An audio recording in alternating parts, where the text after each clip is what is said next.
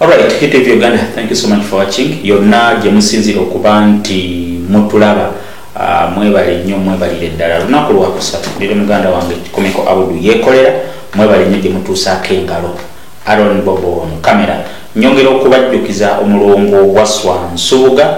okuva erweza mukono. Omulongo wa Swansubuga akola ku bizibu bingi ebisinga okututawaanya. Emirimu tegitambula bulungi,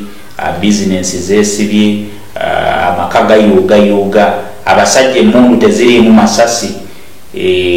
Muganda wange wano Komeko Abudu yeekolera ngambye bamutereezezza era amasasi yataddemu ajja kubanga atudde oba kituufu oba si kituufu. Ne Aaron Bobo nawuliddeko nti emmundu ye bagitadde bamuwadde magazini namba lwakuba amasasi talina wagateeka talina wagateeka sebo wagakuba. Anyway, katumusabire bwe bitewe bitambula nenga omulongo wa Swansubuga asinzira lweza mukono osobola mukubirako ne munyumyamu era naye yongera okuwa ku magezi. Enamba ye ey'essimu eri 07596938 0759 693988. Chaine muganda wange Komeko Abudu yeekolera. Wiki ewedde ne wiki eno mbadde ngezaako okugoberera emboozi ya Prince Joe Paulo Kafeero n'abaana abeetemyemu, abamu nga baagala bamuzikule, abamu tebamwagala. Tukozesa olulimi olwangu nti abamu nga baagala bazuula ekika kyabwe, abamu nga babagobaganya nga babalemesa okuziikula. It's the last option. Kitegeera teri ayagala bamuziikule. Yes. So bwe nagezezzaako bwe nakoze stories zino kuba nakola ku musika Kafeero Martin, nenkola ku Muzeeyi Nende, twakolako eyali dereva wa Kafeero, ne tukola muganda wa Kafeero Mugerwa, ne tugenda ebukunja ku baana ba Kafeero, ku baana batufuna omwana wa Kafeero, ne tufuna senge yamukuza, ne tugenda gye baziika Kafeero, ne tunoonya mukwano gwa Kafeero ku kyalo gwe bayita Aboogere gwe yayimba nako mu luyimba, newankubadde yagaana otunula mu kamera olw'abaana balina bye bamugamba bye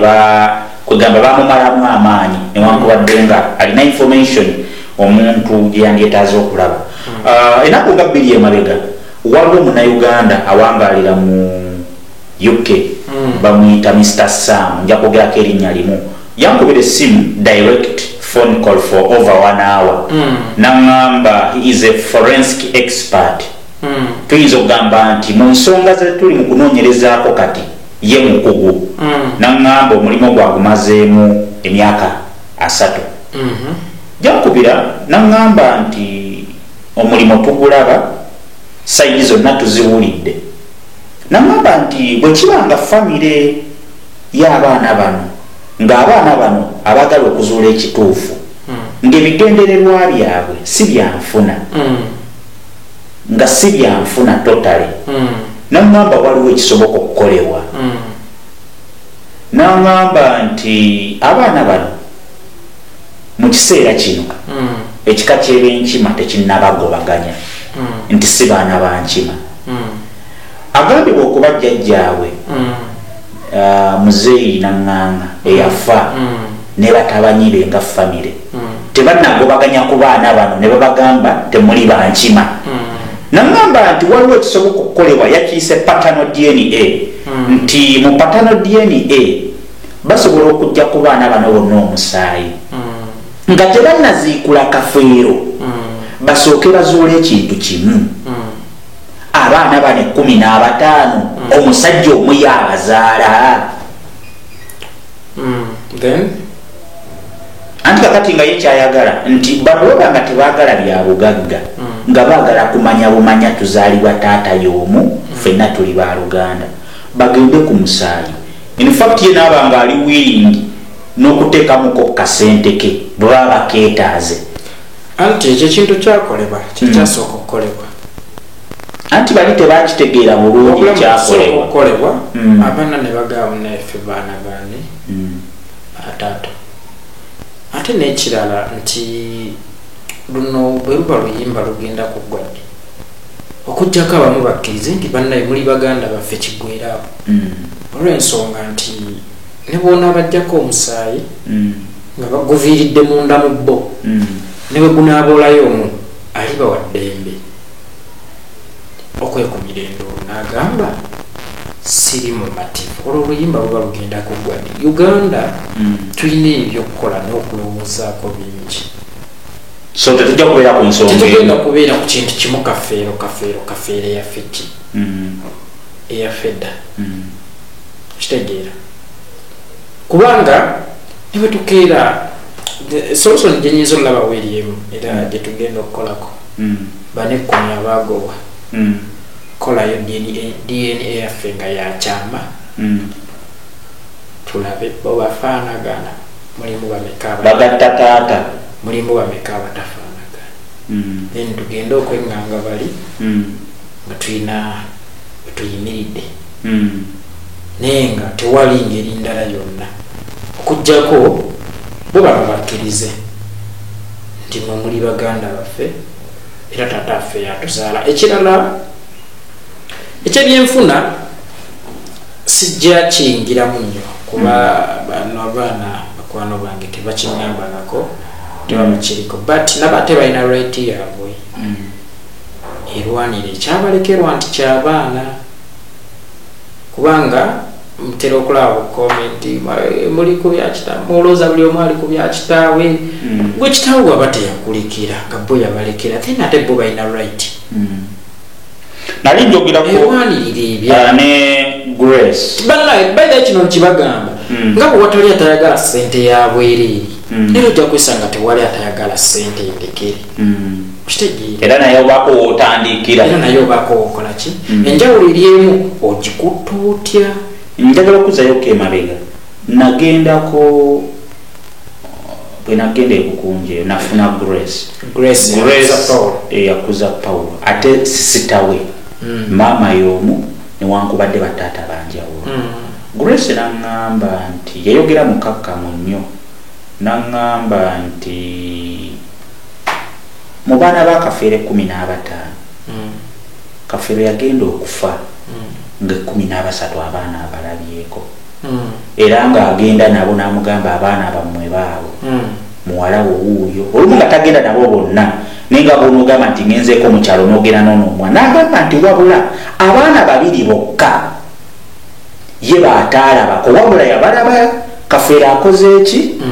afudde era nga mu butuufu ye ekyokugamba nti baziikule Kafeero kyali kimukaabya n'amaziga ng'agamba ayagala muganda waawe omule mirembe wabula ekisinga omukwasa ennaku nti bano oba ababoola bannaabwe ne bagamba nti si baana ba Kafeero nayogerako ne chairman ye ow'okukyalo naŋŋamba nti yenna akubaganya banne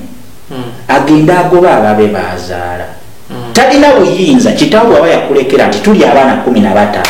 oba yatuzaala oba si yatuzaala kkiririza mu ekyo ebirala obireke era nabadde manyi musajja muganda saagala nnyo kulaba bakulu mukama nti owekitiibwa Katikkiro bwe yabadde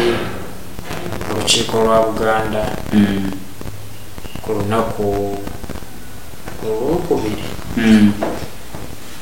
yayogedde ku nsonga ya Kafeero Paul nakola conclusion Kafeero ebintu yakola bikole mugende mukole ebyammwe temumuziikula kyampadde obulumi bw'amaanyi nti Katikkiro nga kale ye munnabyabuwangwa tayinza kukkiririza muki mu kuziikula but saalyagadde akomentingenga Katikkiro nalyagadde akomentingenga munnamateeka so singa Katikkiro so singa omuwagizi wa Kafeero amateeka gagamba ki okitegeera kuba Katikkiro musajja looya mulanga ekirala nti kyanaku nti Katikkiro nti naye Swazi y'omu ku ba victim Swazi be yaliisa enjiri ey'obukyamu ano baagala ziikula taata teekawo ensonga nti Katikkiro w'ekitiibwa bw'oba toyagala Paul Kafeero aziikulwe then wabadde oteekamu ne ka statement nti buli mwana taata wo gwe yakuleka ng'akugambye muganda wo abeera muganda wo kuba ne Kafeero yakiyimbako so toyinza keera ku makya n'ogamba nti mugende mukole ebyammwe ekitammwe yakola bikole gwe omusajja omuganda oyagala omusaayi gwaffe gugende nga gubungira toolo waliwo omulala kyeyagambye waliwo abamu abamanyi ebyobuwangwa waliwo omu eyatugambye nti waliwo kyebayita okwalula abaana nti mu buwangwa omusajja ne bwaba mu kika balina engeri gye babakuŋŋaanyaamu ne bakebera ne bazuula abatuufu n'abatali batuufu anti mwamwina ekintu kyemutannamanya muli sure nti ddala Pawulo yali waawe bwe kimuyita ekika kye so naawe waliwo question kubanga naawe wennyini waliwo amatankane gaki agaawo ate n'ekirala nga Senkulugi mukadde waffe bwe yagamba nti sayansi wajja mubaamu ebyobuwangwa ebidiba ng'omukazi talya mmamba mukazi talya nkoko mukazi talya magi buli ensi gyekoma okukula wabaawo ebyobuwangwa ebikola ki ebisuulibwa Ssaabasajja Kabaka yakuumwanga mafumu olwaleero Ssaabasajja akuumwa Mmundu yakuumwanga Bambowa olwaleero akuumwa UPDF nti kyekiriwo so kakati bw'onaaleeta obuliro obubuuse bituufu bikola because nze ndi Muganda but era oyo anaasigalamu akakunkuna addemu okuddukira mu kkooti bannaye luno oluyimba lunaaba paati za bijjankunene teruggwe so kati mu ssaawa eno kiki kyetuba tuteekako amaanyi kyetuteekako amaanyi kisookera ddala bano bakkirize nti bano baganda baabwe ekirala bw'omala okukkiriza nti buli muganda wo buli kyewatunda mu linnya lya mwana wa Kafeero oba olina okukisesema ekyo tekireetewo embiranye endala n'olutalo no kakati bawero wishers mulina ssente good enough mugule ebintu bya Paulo Kafeero ebyatundibwa mubizze bano bakkirize nti bano baganda baffe buli kimu kiddemu nnono kikyo kyokka naye waliwo oyo omukyala oyo yali mukwano gwa Kafeero so amuyita namwandu wa Kafeero kuba nabagamba Buganda obufumba abeera mwana mu ddiini ebeera mpeta Robin abisirikirwa mukwano gwa Paul Kafeero ena statement gye yakola n'agamba nze Pawulo bwe yawuliranga emmotoka kadi ngiddusirizaawo ewa jjajja wange Kafeero bwe yaŋŋamba nga musuuliramu Harmony mu luyimba Walumbe Dipo namusaba miliyoni ezi buli gwali mulimu okijeera oyo omukazi yali atunzeko ku ffuso ya Paulo Kafeero nga tamuwadde lukusa kugwe gwali omukwano gwe mwogerako byogero birinako bino manyi waliwo okuwaayira teri awaayira ansibe olina bwino singa bakusimba wali ankubuza ekibuuzo gwe wali owuliddeko emyaka gyonna gye nkoze analysis ku music naddala kadongo kamu ng'oli agambo yalimba ku luno oyinza okulimba kyetwagala olina obukakafu gwe kola aveeya wakanye ndeete Harmony ze yakola mu Dipo yasasula miliyoni 2 ate nga mateeka n'atunda kufuso ya Paul Kafeero okitegeera nakaba ne Paulo yali anjagala nnyo teyayomba naganze Paulo bwe yanguliranga emmotoka nga kadi ngiddusirisawo wajjajja sikulwanga yeefuula kati oyo amuŋŋamba mutya nti talina busobozi butunda maali ya Kafeero so omwami Hillary Kisanja pala mubalugahala bangamba nina Loisa agera tukuba emigo Misaki mwina ssente akayumba enyumba bagitunda miliyoni 13 Simon nadduka n'ensa soke mugende mukanunula mugende ne kuliziye bukunja bwe baziika Kafeero abaana gye baalizinga nga kati bano abaana we baalizinga naba baalizinga kyangu nnyo kubanga abo baalize ezaabwe then buli kimu kiddemu nnomo bagambe nti bwe mwena muli baana ba Kafeero mukanya kudda wano omuntu woganira taziikulo because mwagala majority ebeere ku saidi yamu taziikulo okuzeewo okyaleme kuziikulwa Misaki abaana ba Kafeero bemugamba nti balina kkanya bya kitaabwe. Misaki bw'ofa ebintu byo byabakatende. Era nze bwe ndijja n'embibabbako mba mukyamu kuba byabwe. Ne bwowa ensonga. Misaki naawe buwaate ewa Muzeeyi Fred oyinayo enju ku ttaka lya kitaawe ery'ekijja. Ne bano balekera omukisa babe n'omugabo ku by'obugagga bwa taata waabwe.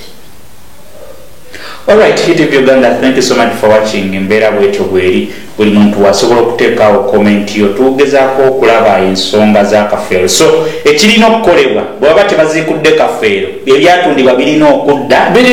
abaana bonna bakkirize nti muli baganda baffe actually tetujja kugamba nti mu mugabo gwammwe tebajja kugamba nti omugabo gwammwe mwagufuna abajja kujjanga waliwo nnyo ettaka ery'enkoko njeru kigambibwa bonna bakkaanya ne balitunda era buli omu yali ku ssente ezo. No, omwana okutunda emaali ya kitaawe nga mukkaanyiza si musango.